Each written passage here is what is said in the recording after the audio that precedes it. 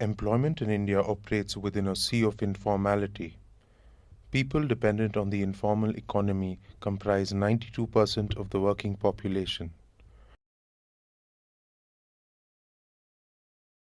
The majority of them are self-employed or wage workers, spread across rural and urban areas, belonging to historically oppressed castes and tribes. They include domestic workers, street vendors, construction workers, garment workers, and others. Many of them work without contracts, as casual labor, forced labor, seasonal migrant labor, or child labor. A significant number are women.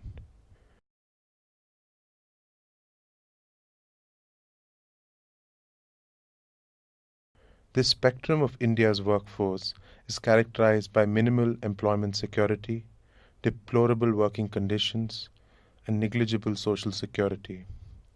Labor law violations occur regularly, whether non-payment of minimum wages or termination of employment.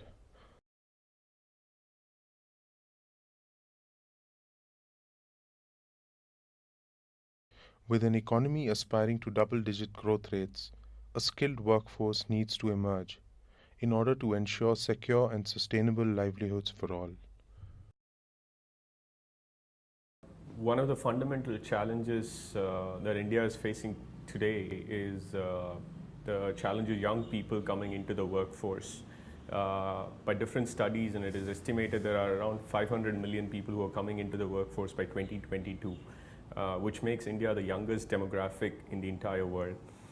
And there is a huge emphasis from the government on skill development, which essentially is either imparting new skills which are relevant to the marketplace or recognizing existing skills, be it artisanal, traditional, and bringing a certain level of recognition into that particular sector or other sectors, And there are many ways we can intervene in this particular informal economy. It could be through systemic changes from a labor perspective.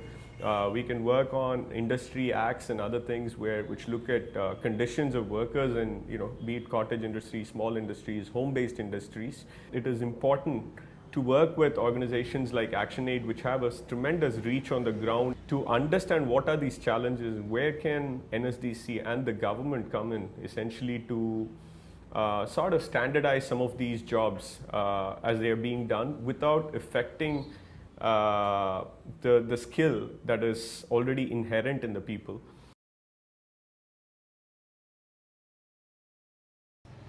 I think one of the major challenges today is the workforce participation of women. Though there is a huge amount of participation in agriculture and other informal sectors like rag picking and handicrafts and so on, but the point is it is not recognized. I think skilling will enable them and give them a sort of a recognition which will make them participate in other sectors as well. Today, if we look at micro enterprises, women are the best at it. In terms of loan repayment rate, they're very good, they never default. This gives us a very good opportunity so that we can extend more loans for skilling, for micro enterprises, for self-employment, where women can participate and grow further. This collaboration with ActionAid would give us an opportunity to enable them further to grow in other sectors as well. For long, activists and groups involved in rights-based advocacy across the country have drawn attention to the gap between praxis at the grassroots and the academic and policy discourse. The Urban Action School, or UAS, seeks to address this gap. UAS is an annual 3-week intensive course to update mid-level and senior-level activists, policy advocates, lawyers, journalists, and researchers to update and exchange knowledge on policies regarding urban poverty, rights, and solutions. UAS will complement action research and field-based activism, building a community of participants from across India and the world, interacting with faculty which include renowned policy experts, academicians, and activists such as Martha Harnikar, Prabhat Patnaik, Boaventura dos Santos, amongst others. Based at Hyderabad, UAS is a collaboration between ActionAid India, South Institute of Public Policy and Action, and the Institute of Public Enterprise.